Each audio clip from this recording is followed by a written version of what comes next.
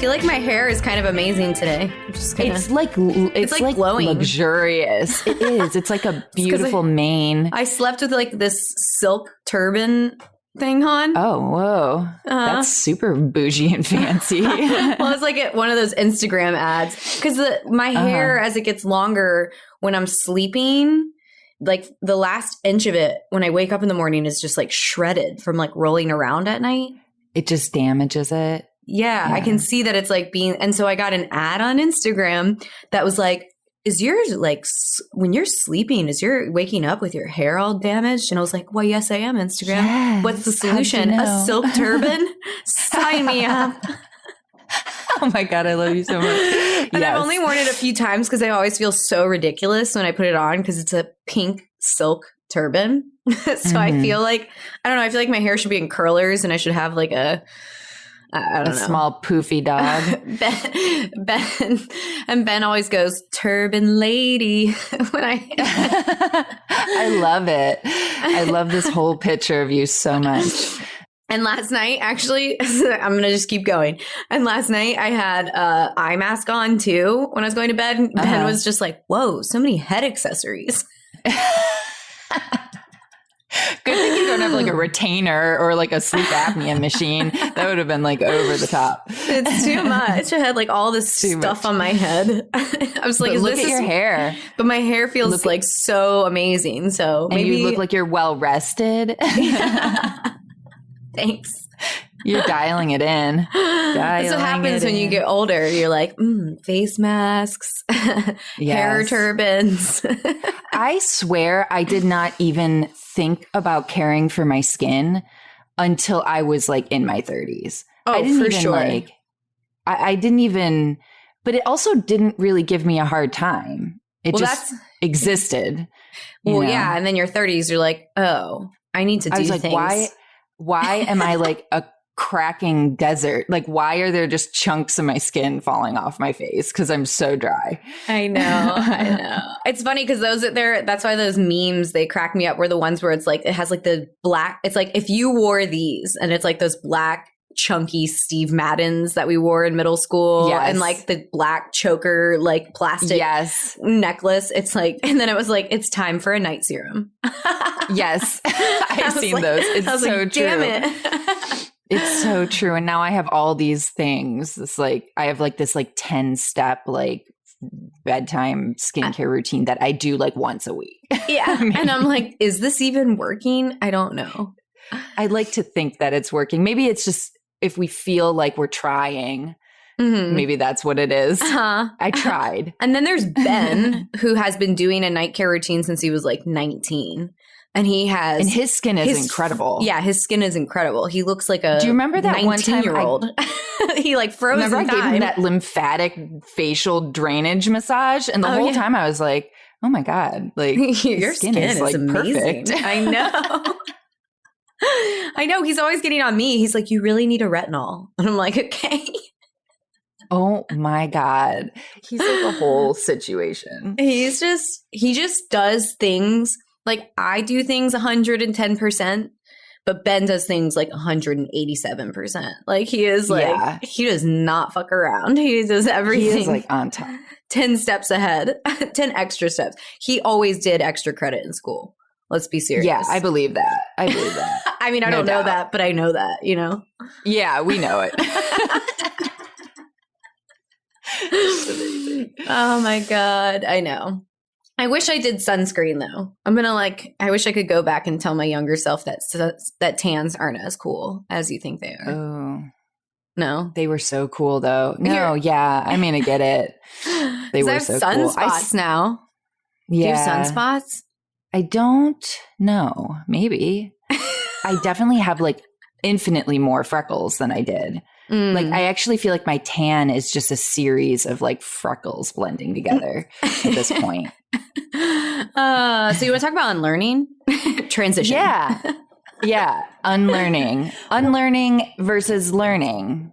Or mostly unlearning. So no, we were talking and like because our favorite thing to talk about is general like mindset stuff, things that really truly I think we're just on a mission to make life a little bit more enjoyable and a little bit less painful. And, I mean, and that's via what like shining a light on stuff. Like, I think, because it can be so heavy and hard and dark if you're not doing the things to make it a little bit easier. And in our like conversations around all of that over time, and there's a little bit of I think a dialogue about this just like in the culture today. So much of what I've realized, you've realized, is that it's oftentimes like not doing something or learning more things, but unlearning shit that just is not serving you, that is old school, that is outdated, that was kind of imposed on you growing up without realizing it. So, yeah. So, I mean, that's such an important part of feeling better in our skin is unlearning. And it can look all kinds of ways. So I know where in your life would you say are some of the areas where you had to like really unlearn some things? Yeah, I think definitely like that point you made about like the things imposed on you. I feel like just like growing up in your family, your parents, your siblings, they have an idea of who you are that may or may not be accurate. You know, it may be like parts of you, or maybe you were put in a box because of one event or one experience or something like that, or a misunderstanding. And there were all these stories told about you that you eventually told yourself, you know, and I feel like, I was just going to say, I remember that in my 20s specifically, when I was like going away to college and coming home for holidays and having my family say like, oh, you're like this, you're like that. It used to be so triggering for me because I was like, I am actually not like that, but I had to get out of this house to realize it. Right. Because you guys are always telling me that's how I am. So.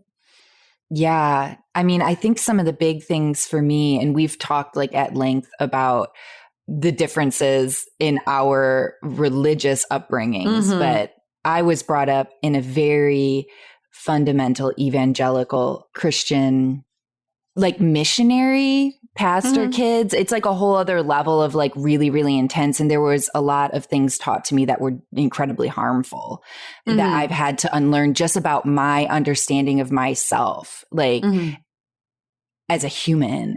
You know, so do you want to give some specifics? Yeah. Like, I mean, like I grew up with a lot of the hellfire and brimstone preaching pastors, right? And which is so scary when you're a little kid. It's really fucking scary when you're 6 years old and you've got a man like red faced and angry yelling at you about how you're going to go to hell and suffer in a lake of fire for an eternity. Like that fucks you up. It fucks you up. Like I just like, there's no way about it. I cried every night before I went to bed because I was afraid of that. Oh like for years, it was just like, so that's traumatizing, you know? And so I think I grew up with this, what it did to me, actually, here's the specific thing that I feel like had the biggest effect is because of that, because the only thing that was important was getting to heaven and not suffering, right? Like on a very base, like survival of my soul, you know, little Emily decided that I was going to be the best Christian I could be so that I could not suffer for an eternity, right? And what that looked like to me was to be a missionary and ultimately to give my life, to sacrifice my life, hopefully somehow on the mission field, I die for Jesus, right? Because like what was told to me, you know, there were all these like, there was this like heavy emphasis on like missionary sacrifice of life, which is really insane when you think about like talking to, like I'm thinking about my daughter who's 10 years old. If I was like talking to her about and glamorizing these people losing their lives for Jesus and making that be like the epitome of what a Christian is, like that's what was done to me. And so what happened to me is I adopted that and I was like, okay, well, if this is the best version of being a Christian, then this is what I'm going to do. I crafted my life around it. I went to like missionary schools abroad and stuff. And the result of that thinking was that I never really believed I just assumed that somehow it's really fucking weird to talk about and think about because it's so bizarre. But when I was 19 years old, I truly just believed that I was going to be a missionary and somehow like die on the mission field for Jesus. And so the result of that was I never thought about what I wanted for my life. Like, wow. I never thought about having a family. I never thought about having like a career or growing up or really like living in the world. And another thing that reinforced that was like every fucking Sunday at church, it was like any day now, Jesus is coming back. Any day. Wow. And I remember feeling like, but what about like my life? Like I'm like 8 years old, you know? I'm like, but I didn't get a chance to live my life. And like, but I was like, everybody's so excited about this, but you know, and so anyway, that's kind of like a really like heavy kickoff of the unlearning, but it was like a lot of shit. It's been so much stuff to unlearn and realize that like I actually have a right to my life and I don't have to live it as if it was ending at any minute. And wow, you know, that's but so that wild. really, that created like a huge like void in my life that when I look back, I'm like, wow, I didn't do that. I didn't have that little kid. Like, I remember when I was really, really little, like 5, 6, like, oh, I'm going to grow up and work with dolphins. Like, you know, that age, like I had that, but then it went away and I just like wasn't thinking about my life. And I didn't get it so back crazy. really. It wasn't really until like I had Evie, I think. Where you're I was like brought down to earth or like into reality, maybe. Yeah. I was like, this is different. I have like this life that I'm going to live. And what am I going to teach this little kid? Because I'm not teaching this girl what I was taught, like for sure. I'm not going to make her afraid of going to hell and crying herself to sleep every night. I was like, I'm not going to be doing that. So via my parenting, there's been like a ton of unlearning and like reclaiming my life, you know, and what do I want? What do I not want? And instead of this big overarching like story that was really driven by like this need for survival, I think in me, like for my soul to be okay. You know, it was terrifying. So much fear that was crippling. I was just going to say, it sounds like living in a complete state, an utter like state of fear, like constantly. Yeah. It's we both grew up in very like religious families, but my experience with Christianity is so different from yours. It's so wild. It's so wild. But I also have this thing where I'm like, all my closest friends grew up in like either in like very religious upbringing or like actual cults. Right. I'm like, what is it that I like love about you guys? Yeah. I think it's because you all had to break away and recreate and really sift through everything and decide what you wanted to keep, what was not for you, what was harmful, what you had to unlearn. Like everyone I know who's like had to go through that. Like it's a big fucking deal. And it's like a lot of work, a lot of internal work. That feeling of like, I can remember it was right after I had Evie when that happened to me it's so wild. It was so wild to experience. And it's actually really hard to explain, like existing in a reality that was very concrete and had a lot of explanations to why it was true. And realizing that wasn't the case. Everyone's truth.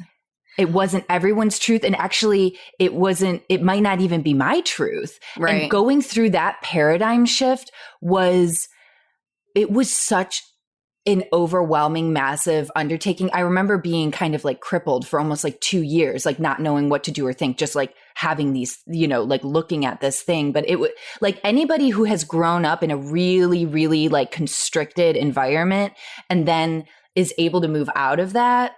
It could even be in a very, but I mean, this can happen to us in so many ways. Like it could be a really constricting marriage or relationship or family dynamic, parents. Yes. And having to like realize, because when you're a child, you kind of want to believe that people are doing good things for you. You know what I mean? And they're doing the right thing. And you, because you have this like beautiful innocence about you. And then when you start realizing like, these people maybe were wrong or misled or their intentions weren't the best. It's kind of earth shattering. And you have to like reassemble your entire reality. Yeah. Like the whole thing. Yeah. For you, were there any moments in time that were like, I mean, you kind of said Evie, where you were just like, oh no, like I have to like reconsider this? Or was it kind of a slow drip? No, it actually was a pretty like tender story. I'm trying to weigh if I want to go there though, because it essentially what happened was, or just a piece of it. So my partner at the time, my girl's dad, he was the one that initially first started like pulling away from that whole kind of very, very intense borderline, that space that we were in, that religious space that we were in. And he was pulling away from that. And I was feeling this tension of like, I was existing in one place and he was moving someplace else. And there was so much tension and I didn't know where he was going. I was like, where are you going? This is all I know.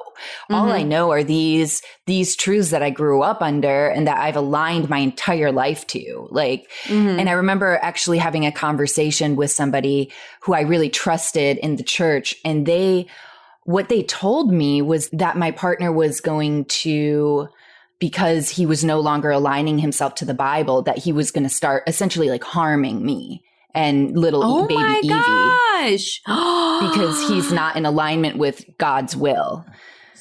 That's so awful. Yeah. And I remember it was really the first big moment where I was like, to like somebody who I would have considered like an authority figure in that Christian world for me, that I was just like, you are wrong. You are wrong.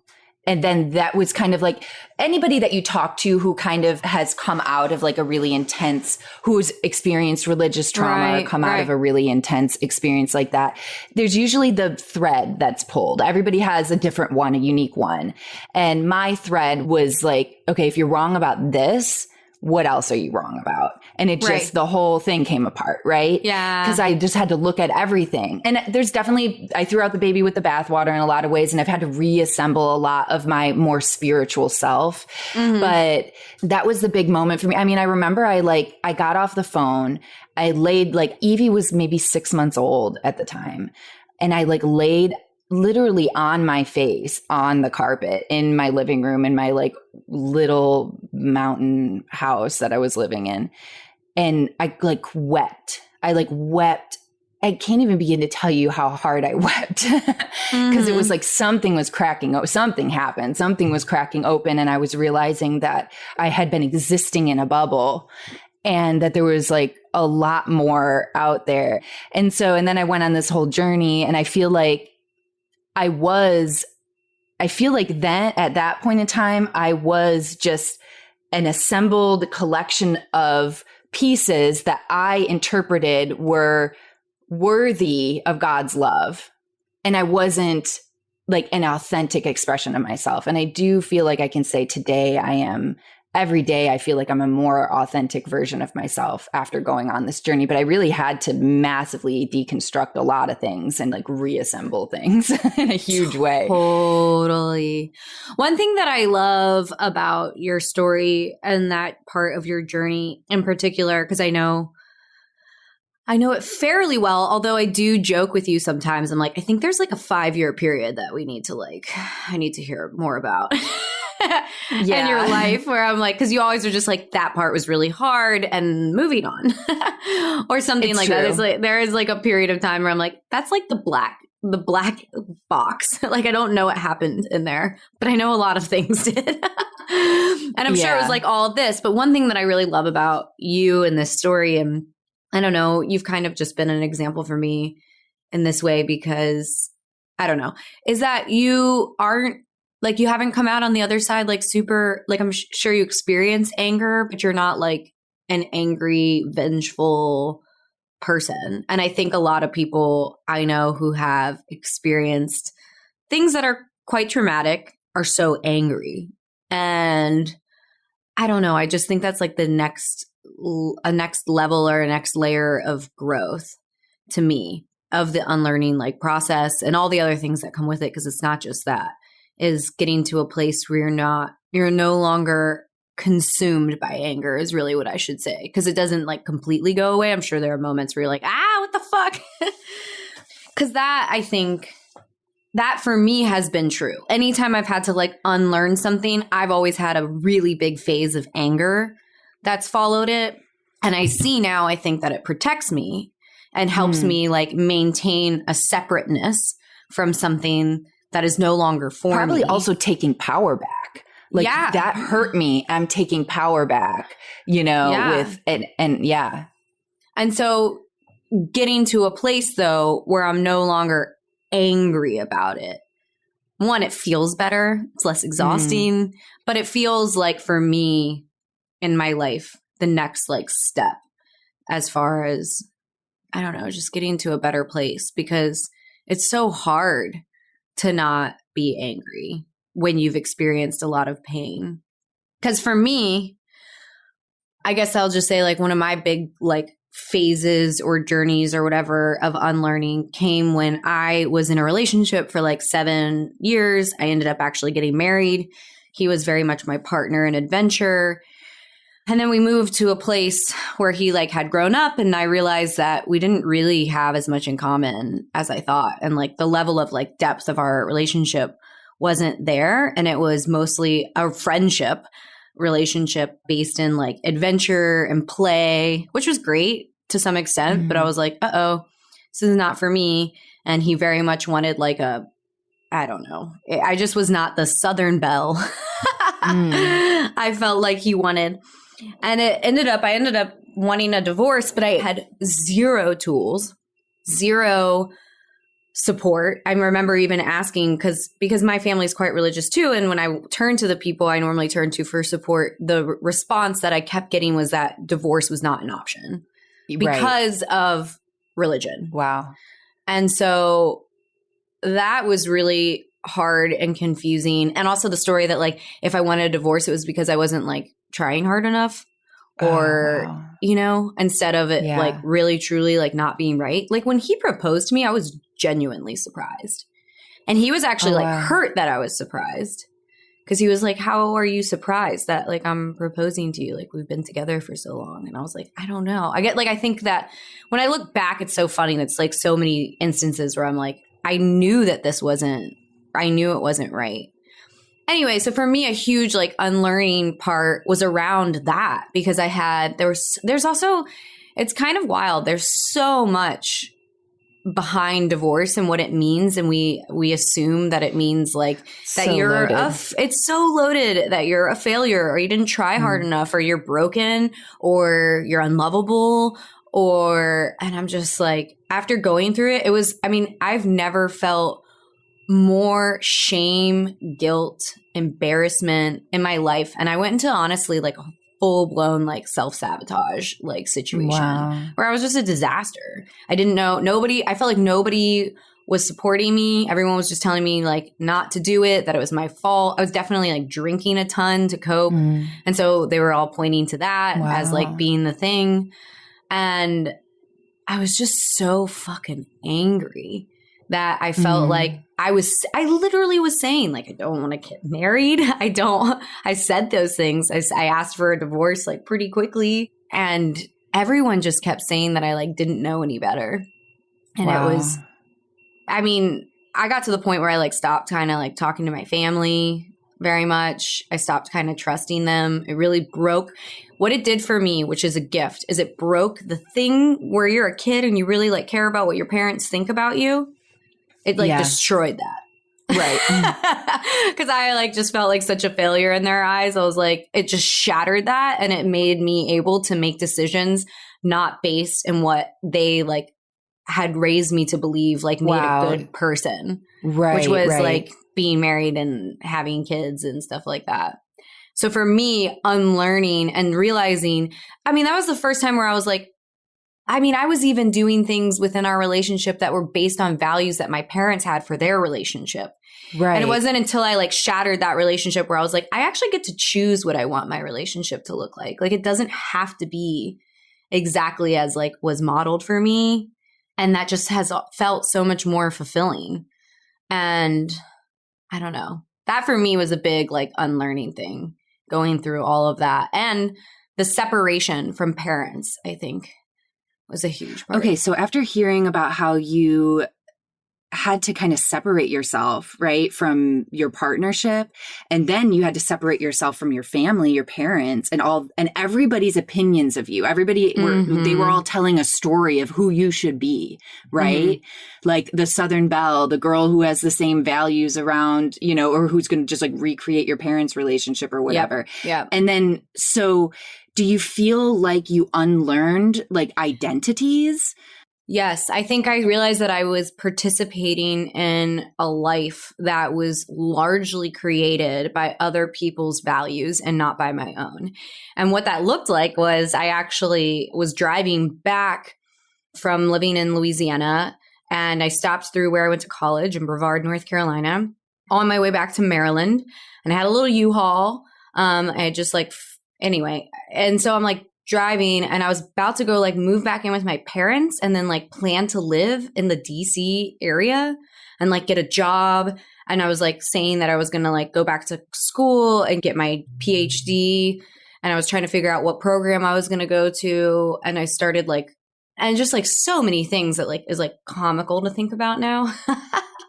Because I went into like panic mode. Everything fell apart and was a disaster. And I like largely knew I like created this disaster. Like I was just such a train wreck because I felt like asking for change wasn't being respected.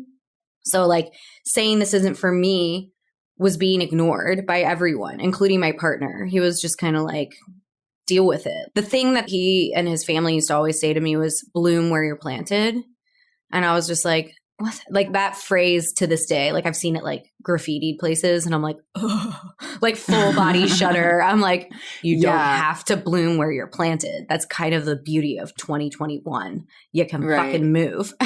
Yeah. Like, no. Yeah. And so it wasn't being respected. Like I was just like saying, this isn't for me. I don't want to live here. I don't want this life. Constantly. No one listened. No one told everyone. Like I felt like I had no power. So I just went to full blown self-sabotage mode and was like, here I am. I'm a shit show. No one wants to be a part of this. Right. So I'm driving back. And then all of a sudden I remember it because I was at my friend Sarah's house and I was passing through Brevard and I love that place so much. And I love Pisgah National Forest. It's like the most beautiful healing place in the world to me.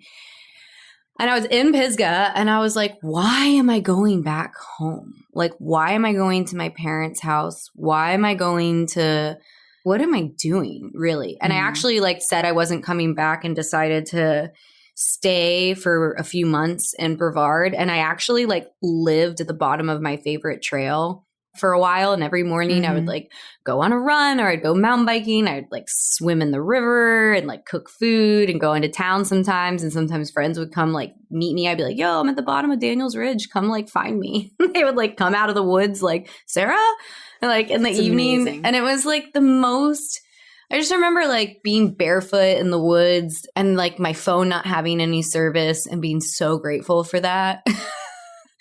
Because I couldn't be like checked in by my family.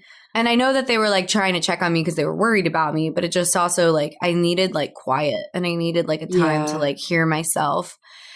And it was funny because I started having realizations, but what I didn't have was like the courage to say them. So I started like kind of lying to my family about what I was doing and what I was planning on doing. And I just said I went to Colombia for a while, South America. And I said, I'm going to go back to grad school. I'm going to get my PhD because higher level degrees is like super, like that's like a big value in my family, big source of self-worth. And I just started kind of like almost like lying to the people like directly, like family, so that they would leave me alone, which didn't feel good. But I just was so confused and needed like some space and some time to gain clarity. So I just started realizing that I like what was mine and what wasn't mine. And for me, I was like, I don't really want to be in debt again. I don't really think I want to go back to school. I don't want to have a career at a business. I think I'd like to keep, I hadn't had an event planning business. I was like, I think I'd like to keep being an entrepreneur. But that's the other thing is like with everything that was going on in my life, saying I wanted to be an entrepreneur and like continue having my own business, that seemed like that's like crazy to people. They're like, wow, how, like right now you need some form of stability in your life. You don't have a man. So Oh my gosh. what are you going to do?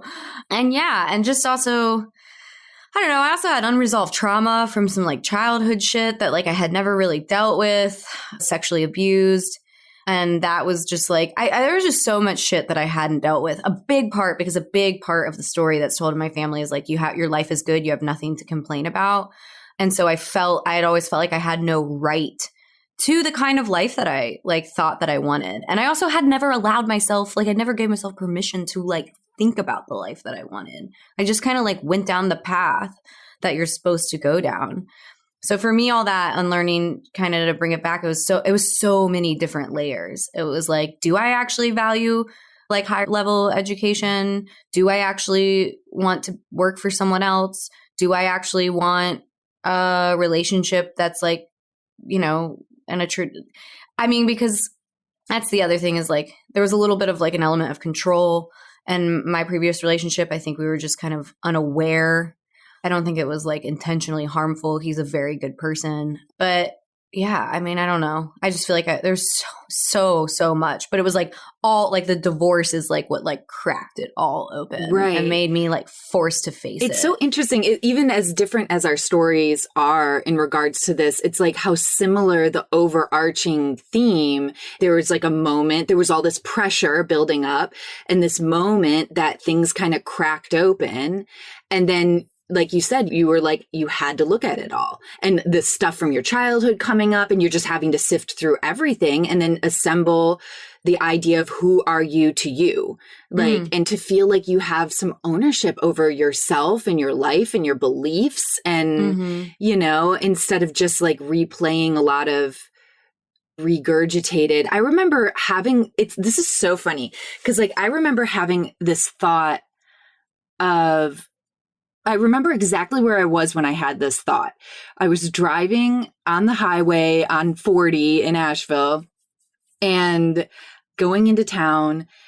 And I had this thought that was like, I don't feel like any of my beliefs are because I've chosen them. I had this thought, like, none of them are like original. None of them are coming from me. They were put in there. You know, and I had this like weird, and I had this like weird moment of like realizing that just randomly on the highway, you know, and then like, you know, just then unpacking that whole idea of like, what beliefs, what stories am I telling myself? What comes from me, like, or what comes from pain? What comes from trauma? What comes from external circumstances, right? And what do I want to keep? Right. Exactly. And you know what's funny is because I do feel like that there are people who gently like sift through things. And then there's who like just fucking throw the baby out with the bathwater and then like reassemble from scratch, which is kind of what I did. I was like, okay, I just took all of it and I was like, bye. And then I just had to like, over the years, I've been reassembling what I actually do want in my life, you know? No, I was actually going to say that. I was like, who does that gently? Does it happen gently? Who are those people? Because this is the thing. Know. This is the thing. All big, in my life anyway, all big changes for the better happen in the middle of like a crisis or like just after as a result of. And so at least now at this point in my life, it's like kind of a reminder I give myself when shit is really hard or I'm very uncomfortable and I'm dealing with a lot of pain. I like say to myself, I know from having this experience before that what is on the other side is better. It's just like, I have to go through this to gain clarity, to gain understanding, to shed something that wasn't good for me, to unlearn something. And so I mean, I always used to hear people when they would say like something horrible happened to them or like, because I struggled with alcohol, right? And when I would hear, and that's like a common story with like alcoholics, right? When they share their story, they're always like, and I'm so grateful for this thing because without it, I wouldn't like have the life I had today. And I remember being in it and being like, you're so full of shit. Like, how does anyone want this garbage, like difficult shit? And now I'm like one of those obnoxious people being like, there's some light that's going to come out of the darkness, I swear. But I like really believe that now because it's I don't know. If somebody does this stuff gently, like I want to hear about it. Because I feel like I've talked to so many people who've gone through a process like this, like they have broken out of something. And there are some people, and maybe it's not gently, maybe it's like they've taken more time or they didn't make big sudden shifts and changes in like a short amount of time. I don't know. I would like to talk to all sorts of people about this. It's like one of my favorite things to talk about of all time. The things like the things that happen in your life that like change, that just like deeply change the trajectory of your life. Yeah. Yeah. And I do think we all encounter, because that's when you have that, you're breaking out, realizing the reality you once subscribed to is no longer serving you. And when you break out of that, just that fact, like in your brain is traumatic. Like, oh my God, I was in this thing. I spent so much time in this thing. I spent so much energy in this thing that I just devoted myself to. And now I don't have that. Do you have a big thought? Yeah, well, because what I was going to say is another part of the unlearning process is almost always, at least for me, I go through a phase where I'm like, wow, you were such an idiot to believe that, or what a waste of time that was. Look at all that time and energy you spent believing this like set of beliefs. And I can be so hard on myself because I'm like, ugh, like how did you like think all of that? But then I'm going to be annoying and be like, the sparkly light at the end of the tunnel. But then you realize, but then I think even more time gives you that hindsight where you're like, without this, I wouldn't have like X, Y, and Z. I don't know, some sort of insight or wisdom or belief or empathy. I think that's a big one. Like the empathy that those experiences create in us for other people going through similar stuff. Yeah. The thing is I think that we all kind of go through these different phases of grief around that. And I think what you said, like being really hard on yourself or even like being really disappointed in yourself and maybe not trusting yourself, because obviously you don't have good, you don't have the ability to like filter through what's real and what's not real or what's true or what's not true. Totally. That's a mindfuck. Right. And then having so much anger as a result of feeling injustice, right? Like you said you were looking out for me or you were loving me or you were doing what's best. But what happened was I was experiencing so much harm. And going back to what you were like talking about earlier is how I do feel like people can get stuck in the angry phase. Yeah, for sure. And I did for a while. I say that from experience. Yeah. And I think like you were saying, like it protects you, like it gives you some separation. It gives you some, like you're taking your power back because you could be angry at this thing. So it's like, but that's not like healing. You know what I mean? But I do think it's an important phase. And I do feel like there are some people that avoid, people who are maybe averse to being angry or like really uncomfortable with being angry, like I am. You can like kind of avoid going through that phase. But I think it's really important to feel angry, to go through all the phases, to feel angry, to feel the grief, but you don't want to stay there and let it turn into just full bitterness, because then ultimately you are continuing to be controlled by that thing. Because it's out there and the second you see it, it triggers you and you go spin into this whole thing and you're still being controlled by it. And the ideal place that you come to is by making peace with it. And then there's neutrality. And when you see it, like when I see something coming my way that reminds me of, like ideally I would be able to remain neutral and clear-headed when addressing it, right? And that would be coming from a healing place. I don't always do that, especially in regards to my children. I definitely can still get like upset if anybody's going to try to teach my kids something that. Yeah. What's helped you through some of that anger? Because I feel like I've seen you go through, and even currently going through some big changes. And what I keep saying to you is I'm like, what amazes me about you is I think that you're going to be proud of yourself when you look back on it, because there have been things that I've gone through where I'm not like proud of my behavior and I stayed in anger way too long. So I'm curious to hear from you, what has helped you move through some of that like anger?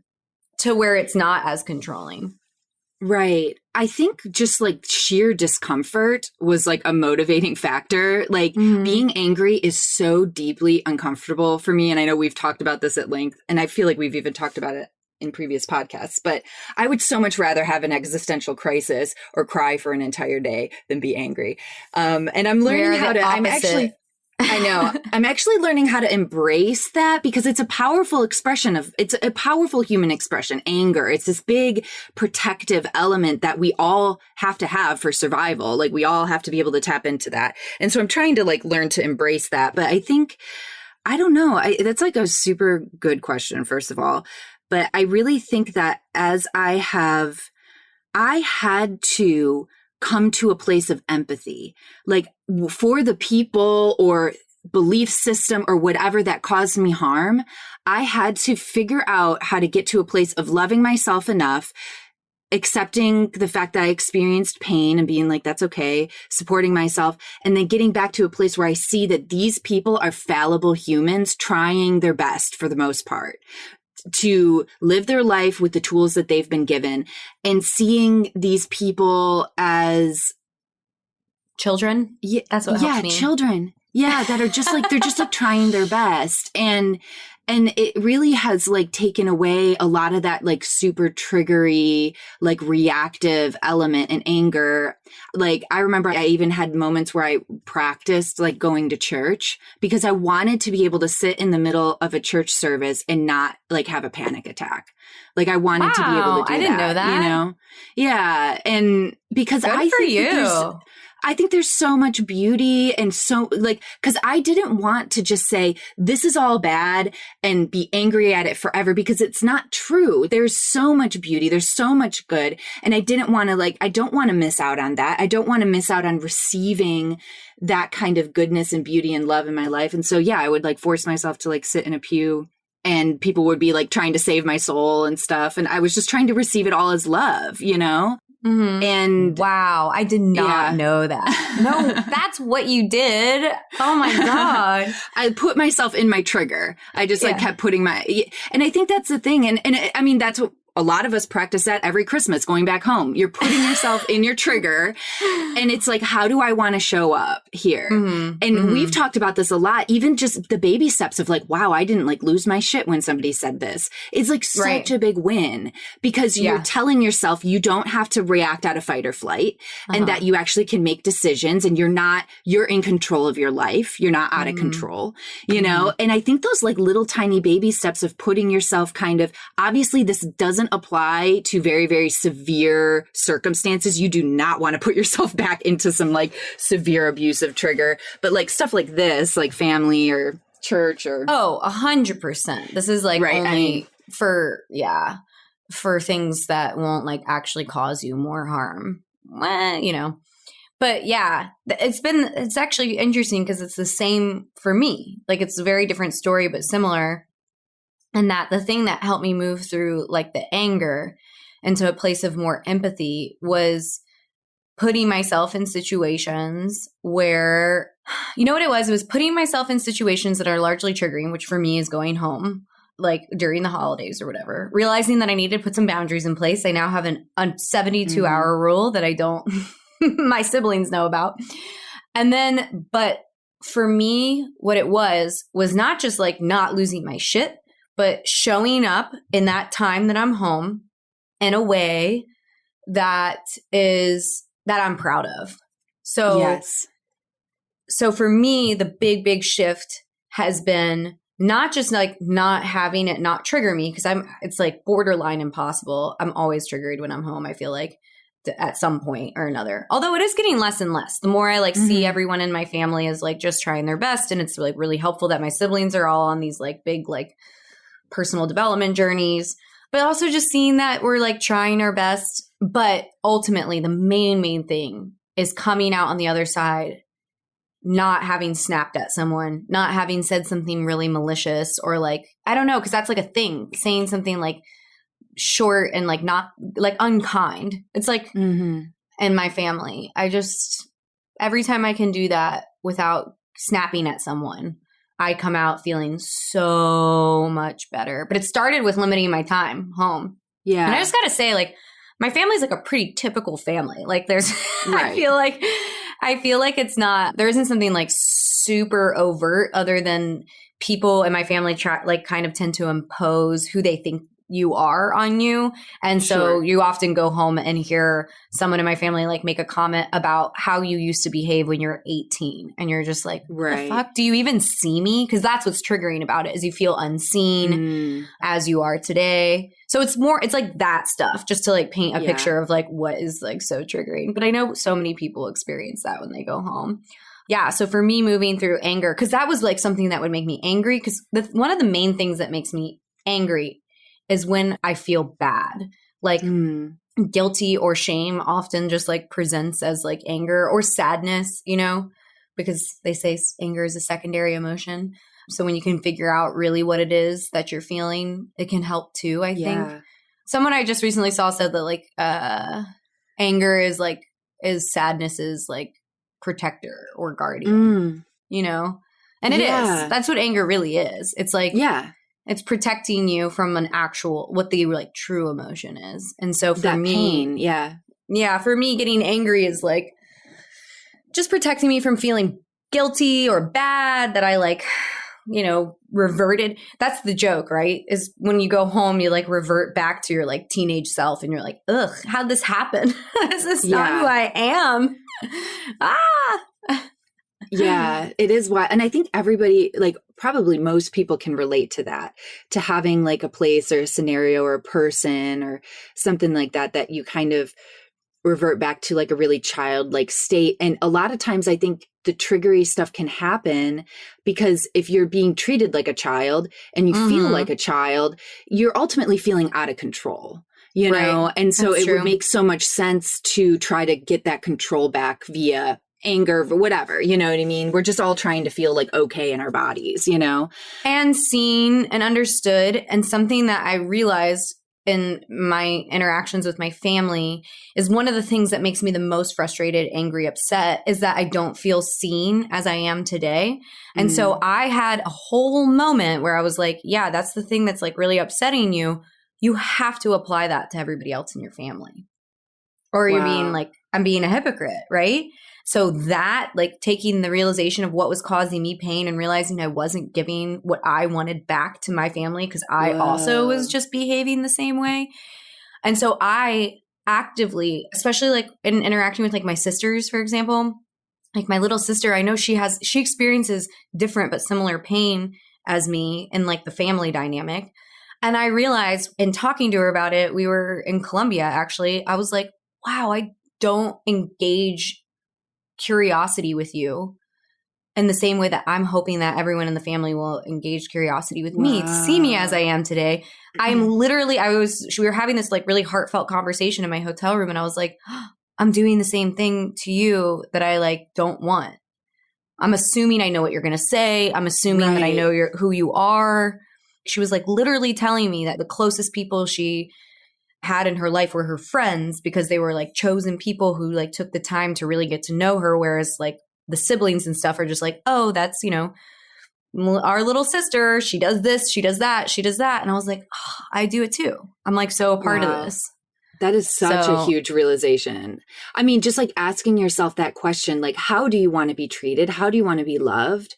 And how can you start like literally actually giving that to the people around you and showing them this is how I want to be loved? Like, because that's what you're effectively doing.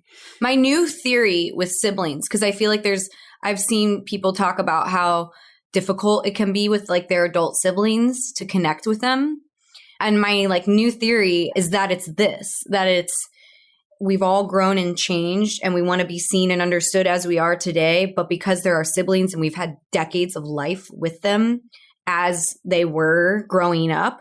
And so it's uncomfortable to be around them because they see you, unless you're like actively saying, I mean, like this is the things that, you know, I'm saying to my siblings now is like, I want to like try and like get to know you as you are today, because I know if you have changed as much as I have in the last 10 years, it's so different than who you were running around and you're like, I don't know, dress up clothes, like being maniacs as kids.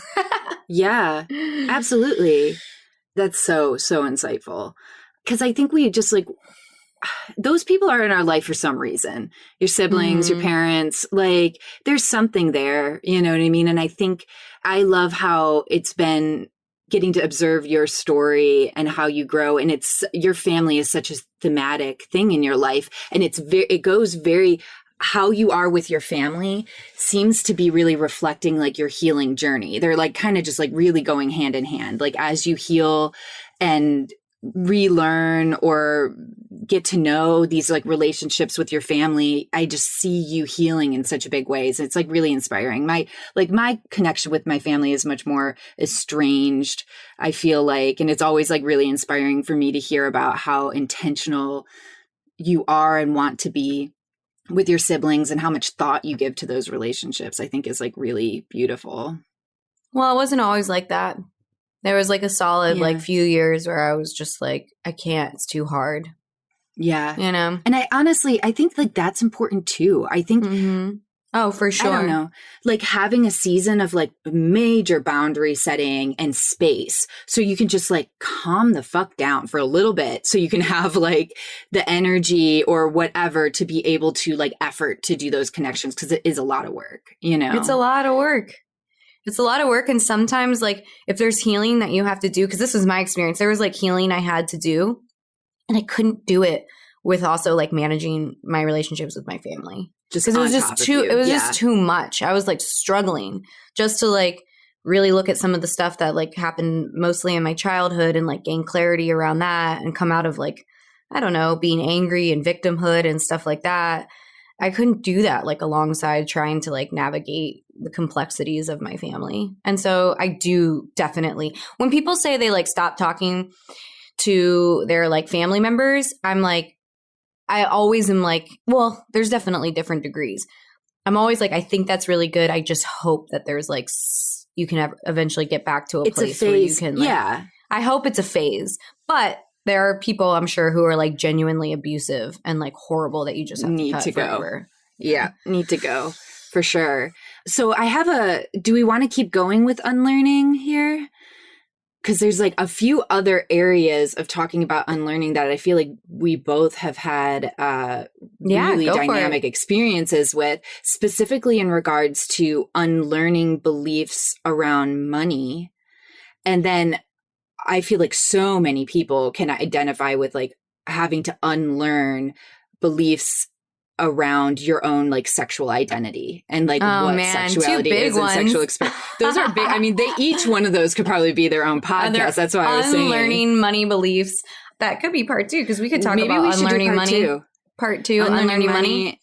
And then unlearning sexual beliefs. Yeah. Oh man, sex and money could be their own podcast. Truly, they really could be. In a nutshell, I just think more people, I hope more people think about both of those. So yeah, I actually think we should dig in separately. Let's do it. Let's save it. Yeah. Cause this is good. Like, I feel like we talked about like the big unlearning, like that moment that you become your own person, you disconnect from the thing that was defining you. Right. And whatever that thing is. And then you start assembling who you are to yourself so you can feel proud of yourself. I think ultimately we all want that. Like we all want to be able to feel proud of ourselves and how we move through the world. And I think, those big initial moments. And I don't think it's possible to go through that like gracefully or like it's messy work, you know? And I think that's to be expected. And I think we need to be so much more gentle with ourselves. Like you literally flying by the seat of our pants, like no direction whatsoever. And like trying to, you know, I mean, in the last 3 years, this is the first time where I've like looked back on that period of my life with the divorce and everything where I haven't had like a actual like visceral like gut reaction because I just like look at Sarah going through that and I'm like, damn girl, like you have compassion for yourself. That was a lot. And I had zero tools to like navigate life. None. Yeah. Like really, truly. I look back and I'm like, I'm not even like exaggerating when I say that. I didn't know how to like think about my emotions, talk about my emotions, understand what was going through my brain. I had no awareness of like my thoughts, of my conditioning. I was just like, I look back and I'm like, wow, I felt very alone and lost. Yeah. And that was my biggest thing at that point in time was I just wish I could have like disappeared. I was like, if I could just disappear without hurting anyone in my life, I would do it in a heartbeat.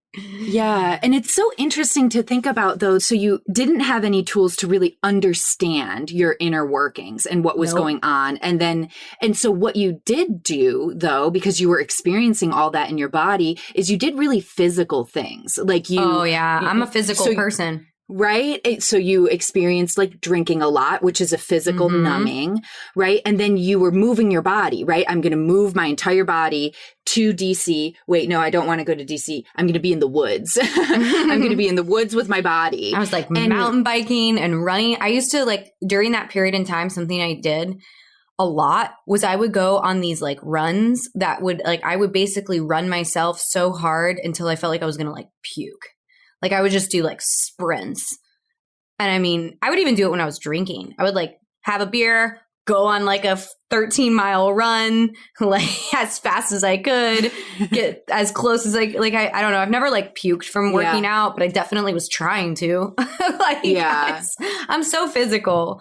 I don't know. You really are. There's something though to be said. And I feel like this is something a big thing I've just learned from you is how important processing things in your body, because there's like, we can do a lot of work in our brains. Like that's what this is. We're doing work in our brains. But I do think eventually that brain work needs to be fleshed out in your body. And I don't know, maybe it looks like banging somebody's brains out, or maybe it looks like going for a run until you puke, or maybe, I don't know, but I do feel like we are brains existing in these bodies.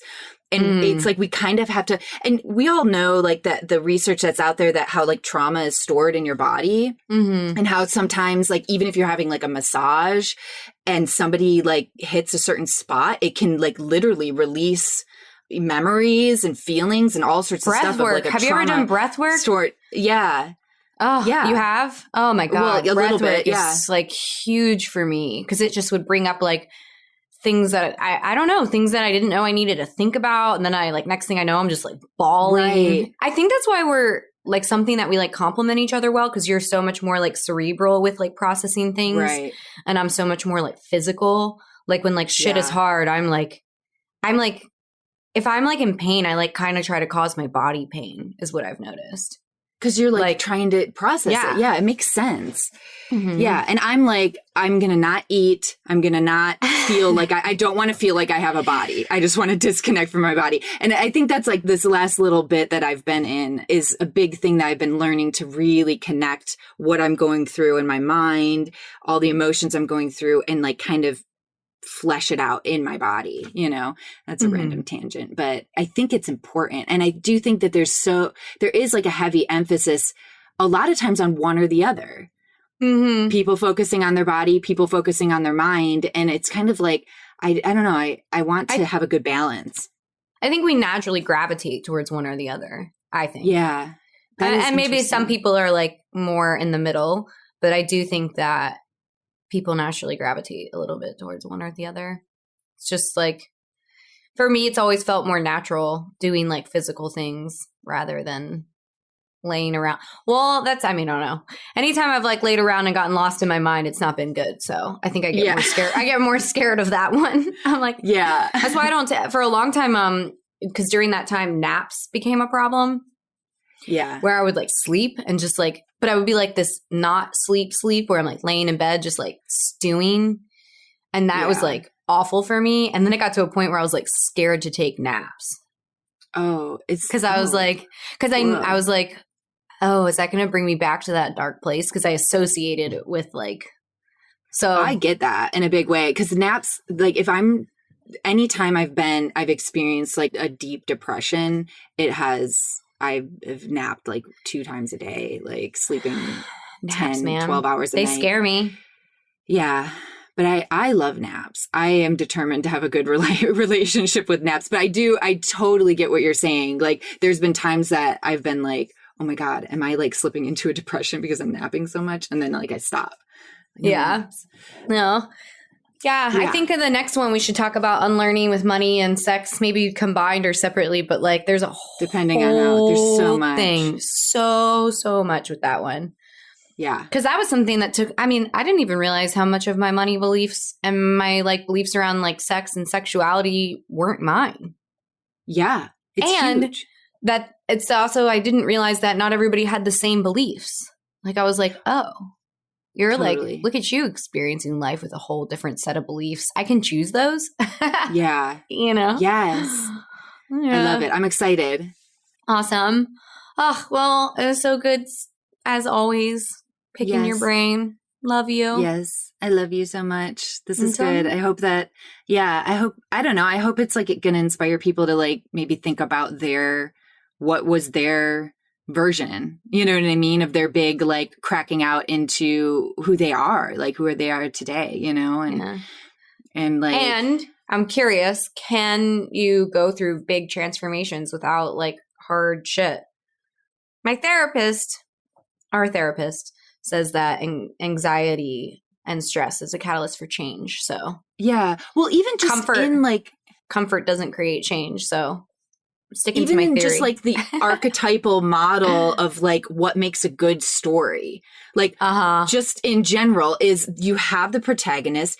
There is some sort of conflict that launches the protagonist onto a journey, and that eventually they have some sort of transformation during the journey. Like that is like literally the archetypal model of storytelling. So I think crisis, and looping back to like what you had said, being able to trust yourself in crisis, to trust the bigger picture, to not get so consumed that you're like everything is pain. I know I can get there. I'm like, it's all pain. It's all bad. But to have the awareness of, I know that going through this pain is going to unearth things, launch me into a new space. Like I have a choice. This can like break me or this can transform me, you know, and to trust yourself in crisis. That's definitely something I'm trying to practice. That's the Amor Fati way. That's why it's tattooed on my arm. Mm-hmm. Is that obstacles are opportunities, which can feel really obnoxious to say when you're in the middle of one. You're like, fuck you. If I could like go tell myself that when I was going through like my dark nights of the soul, my dark months of the soul, I would probably be like, fuck all the way off, future Sarah. Yeah. You're obnoxious. You're like, there's a light at the end of the tunnel. I promise it's going to be wonderful one day. I would be like, ugh, you're gross. Get out of my face. Oh my God, I love you so much. Yeah. I love you. I love you. We did it. Another podcast. All right. Until next time. Okay. All right. Bye. Bye.